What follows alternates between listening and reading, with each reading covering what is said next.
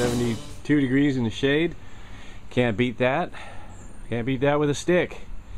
So yeah, so we've had some really much needed rain around here in NorCal. It's been awesome. I love it. Changes the dynamics of how we work on things, but you know what? I'll take it. I'll take rain any day of the week and twice on Sunday. So I have a Saturday. Today is Saturday, and I'm gonna put some paint. As you can see, the entire hive is built, and some of this I did inside the shed, and some I had to do kind of in between raindrops, so I didn't get a lot of video of the construction process. Pulled everything off, and I realized I forgot to mention, I assembled all these. I had them all cut at the same time, and then I assembled them all pretty much at the same time. I put it in here on the screen bottom board and the base.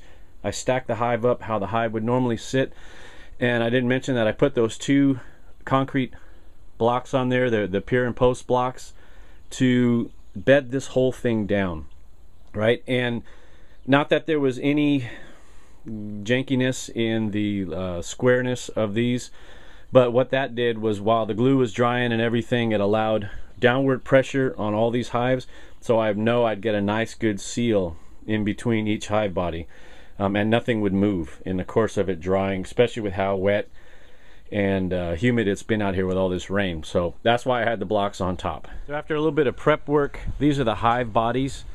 I built 5 hive bodies. These are 9.5 inches deep, 9.5, and these are 6 5/8. I've got 2 of the 9.5 inch bodies that I'm going to be using as brood boxes, which will be the bottom of the hive, and then I'm going to put a screen on top of the second one, which is called a queen excluder, which will keep the queen down in the bottom of the hive. And then these 3 hive bodies, which are 6 5/8 inch deep, those will be the hives, or the bodies that I use, the frames that I use to collect honey. Now there's a couple things I've done here differently, both right and wrong. I showed you I did the dovetail, which is pretty cool, which I think is right. A lot of the commercially produced hive bodies come with these cut in finger grooves, right? And I could have done that with the chop saw or with the table saw, for example, but that's a lot of work, and I don't necessarily like doing more work than I have to. But I run side rails like this that run the full length of the hive body on either side. They're glued and they're stapled with 1.5 inch staples. And the reason why I like these is they're easier to manipulate when you have gloves on. When you've got your gloves on, they are calf skin, and generally you've got pretty good dexterity through those leather gloves. But the more you use the gloves and the more honey and stuff gets on there, they get a little sticky and they get hard.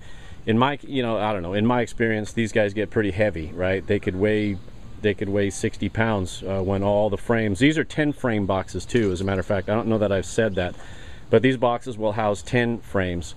And you start getting them loaded up with bees and honey and pollen and everything, and they can weigh 50-60 pounds per box, especially these 9.5 inch deep ones. It's easier to just put your hand on the side here and lift them up with these side rails than trying to get your fingers looped under that. That's just my deal. And then the mistake that I made, which I'll show you right here.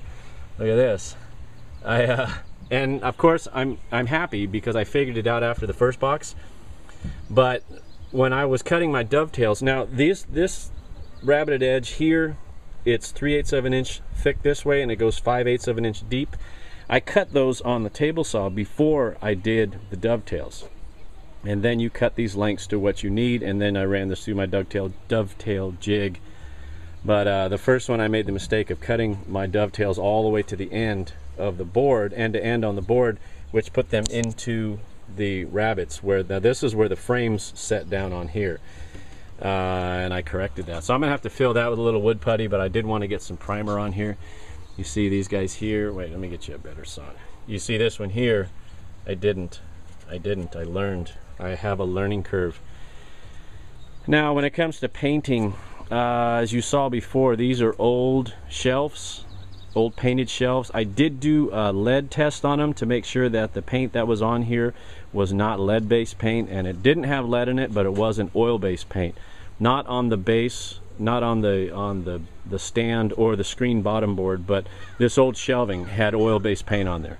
The lead came back negative, which is good. If you do use old shelves like I do, like I have, and I'm repurposing these shelves, if you get something that has a lead-based paint on there, I just don't recommend you use them for any hive that you're going to be consuming the honeying, unless you want to be a little slow like me in the brain, you know. So I went ahead and sanded everything down really good because I wanted to seal everything in. Any oil-based paint, I didn't necessarily want the bees being on that. I don't know that they would transfer anything from just regular oil-based paint, but why take a chance? And I've got everything here and open. So I hit them with 100 grit, sanded everything down with 100 grit, and I came in with a good quality latex primer. I like Benny Moore, and I happen to have a, I don't know, about a half gallon of this crap laying around. It's an all-purpose interior exterior 100% acrylic latex primer. So all the hive bodies have a good solid coat of primer on it inside and out. The screened bottom board and the stand, everything's good to go. Here's the inspection board. There's that bottom screen for the screen bottom board. I did spray a little humma something on there. It was had a little surface rust on it. So I scrubbed it up with a wire brush, put a couple of coats of some Rust-Oleum white.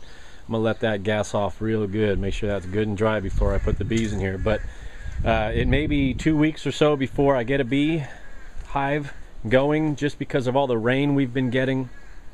The cold, well, it's not really cold, but we've been getting a lot of rain, and the rain kind of, you know, slows down the bees' activities. So we'll see. My buddy, my bee buddy, I think he lost one of the queens, or he thinks he lost one of the queens in one of his hives that he has at the house.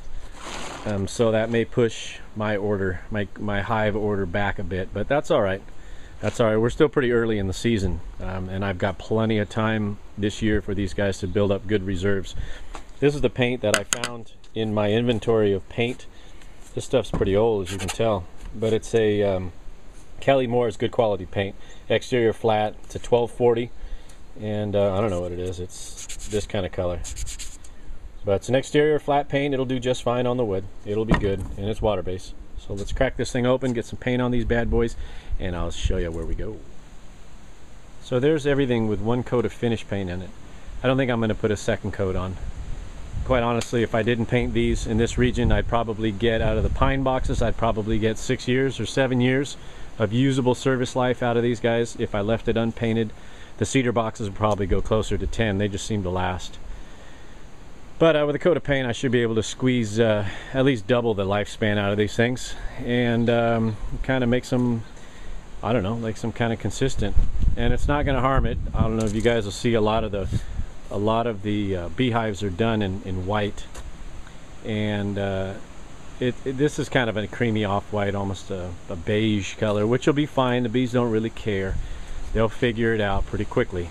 As long as you're not painting it a real dark color that's going to cook in the heat. You know, the sun hits, if you made it black or a dark brown or something to try to blend it into the environment, that'd probably get pretty hot for these little guys. So you want to kind of keep them a lighter color. And there you go. All right, there's the hive bodies all painted and ready to go. Thanks for watching. See ya.